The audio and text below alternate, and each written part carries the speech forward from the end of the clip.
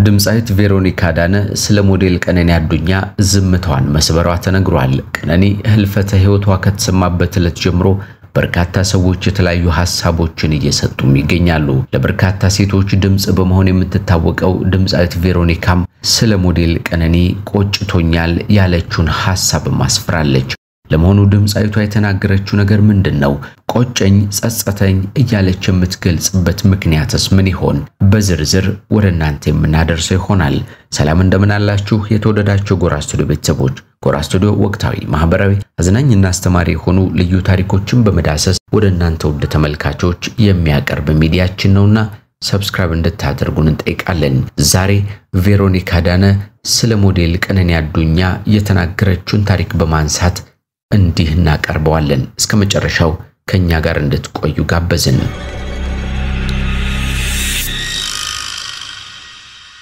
ስለ ቀነኒ ሁለት አይነት ሐሳቦች በብዛት ይዘዋወራሉ። አብዛኞቹ ቀነኒ የሆነ ጥቃት ደርሶባት እንደሞተች አሊያም ከመሞቷ በፊት የነበረችበት ሁኔታ ከባድ እንደነበር የሚገልጹ ሲሆን፣ በሌላ በኩል የሚገኙት ሐሳቦች ደግሞ በማንንም አትፍረዱ፣ ስለ ተጠረጠረው አንዷለምም ይህንን አድርጓል እያላችሁ አትደምድሙ፣ ከሱ በላይ በሐዘን የሚጎዳ ሰው የለም ባለቤቱ ናትና እያሉ የሚገልጹ አሉ።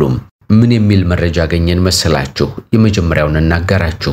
ሙዚቃ እንወዳለን፣ ዜማ ለነፍሳችን ትቀርባለች፣ ግን የዜማ ነፍስ ከሰው ነፍስ አትቀርብም። ከሰው ይልቅ ሙዚቃን አናስቀድምም። ከዜማም ከዝናም የንጹህ ሰው ነፍስ ትበልጣለች።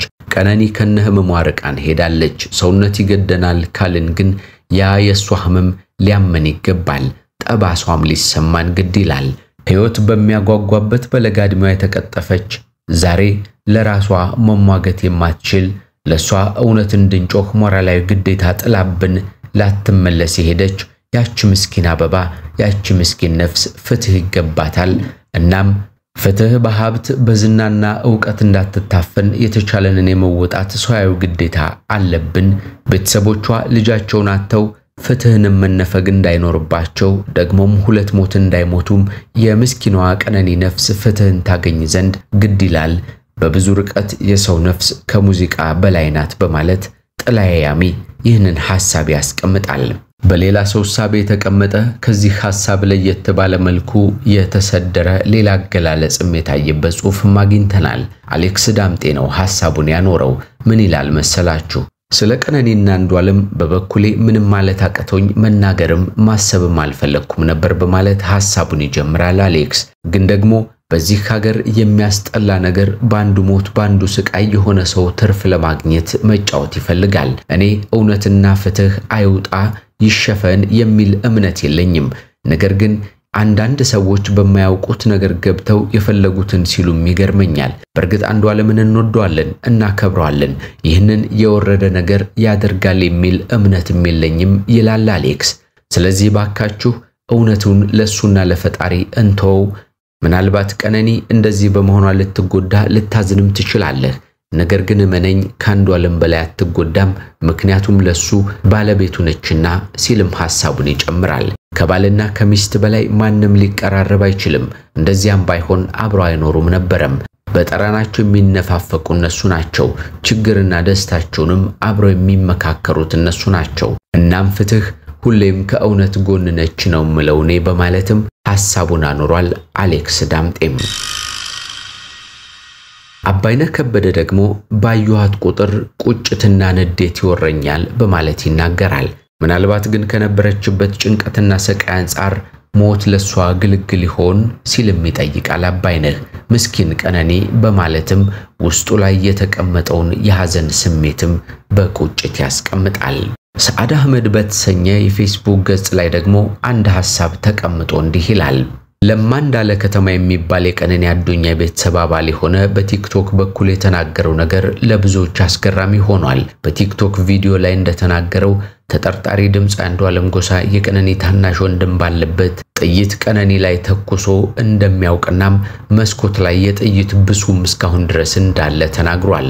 ቤቱ በትክክል ምርመራ ይፈልጋል በማለትም በሌሎች ቪዲዮዎች ላይ መናገሩ ነው በዚሁ ፌስቡክ ገጽ ላይ የተቀመጠው ሐሳብ የሚያመላክተው። ሐሳቡ ይቀጥልና በነገራችን ላይ አንዳንድ ነገሮችን ስለማንሰማና ስለማናውቅ አይደለም እዚህ ጋር መተን የማንለጥፈው ቀነኒ ካለፈች ቀን ጀምሮ እኔ በበኩሌ ያልሰማሁት አይነት ነገር አልነበረም አብዛኞቹ ነገሮች ግን ከቅርብ ሰው ከቤተሰብ ወይም ከቅርብ ጓደኛ ቢወጡ የተሻለ ነው ብዬ ስለማምን የሰማሁትን ሁሉ እዚህ ላይ አላመጣም የቀነኒን ጉዳይ ለመረዳት እንደ ሰው ማሰብና ማስተዋል ብቻ በቂ ነው በማለትም ሰዓድ አህመድ በተሰኘው በዚህ ፌስቡክ ገጽ ላይ የተቀመጠው ሐሳብ ያመለክታል ታዲያ ድምጻዊት ቬሮኒካ ዳነስ ምን አይነት ሐሳብ ሰጥታ ይሆን ላይ ከተቀስናቸው ሁለት አይነት ሐሳቦች ውስጥ በማንኛው መልኩ ተረድታ ይሆን ነው ወይስ ደግሞ ከሁለቱም ሐሳቦች በተለየ አታይ ተመልክታ ይሆን እንነግራችኋለን ድምጻዊት ቬሮኒካ ዳነ በሞዴል ቀነኒ አዱኛ ላይ የሚከተለውን ሐሳብ አስተላልፋለች በማለት ፋስት መረጃ በፌስቡክ ገጹ ላይ አስቀምጦት ተመልክተናል የሆነን ሰው ባውቀው ኖሮ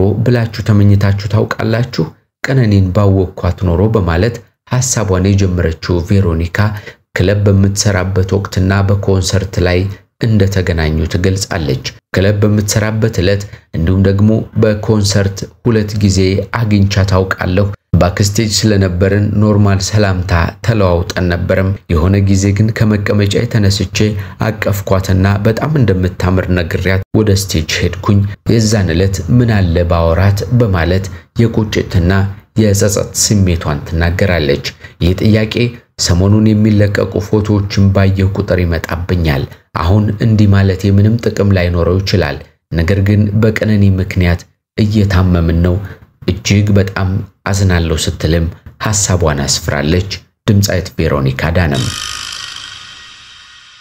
ጸዲ ሞገስ እንዲህ ትላለች ቀነኒ የሁላችንም እህት ናት የወለድንም እናቶች እንደ ልጃችን ልንመለከታት ይገባል እኔ በግሌ የሴቶች እናት ነኝና ቀነኒ ላይ የደረሰው ነገር እጅጉን ያሳስበኛል ሰምቼም ዝም ለማለት ህሊናዬም አልፈቀደልኝም ደሟን በከንቱ ፈሶ እንዳይቀር በገጼ ላይ ፍትህ ለቀነኒ ወላጆች ብዬም መጮሄን አላቋርጥም ምክንያቱም የወለድኳት ብትሆን ዝም አልልም በሚል ሐሳቧን አስፍራለች ጸዲም ቀነኒ ከነህመሟ ርቃን ሄዳለች ሰውነት ይገደናል ካለን ግን የሷ ህመም ሊሰማን ይገባል ጠባሷም ሊሰማን ግድ ይላል የሚሉ ሐሳቦች በተለያዩ ማህበራዊ ሚዲያዎች ላይ እየተዘዋወሩ ይገኛሉ በሚቀጥለው ጊዜ ለሶስተኛ ጊዜ የሚደረገው የፍርድ ቤት ውሎም ውሳኔው ይጠበቃል ፖሊስ እንደተጠበቀው የተለያዩ መረጃዎችን አጣርቶ እውነተኛውን ነገር ያቀርብ ይሆን የሚለውም እንዲሁ በጉጉት የሚጠበቅ ነው የተወደዳችሁ የጎራ ስቱዲዮ ቤተሰቦች ጎራ ስቱዲዮ ወቅታዊ ማህበራዊ አዝናኝና አስተማሪ ሆኑ ታሪኮችን በመዳሰስ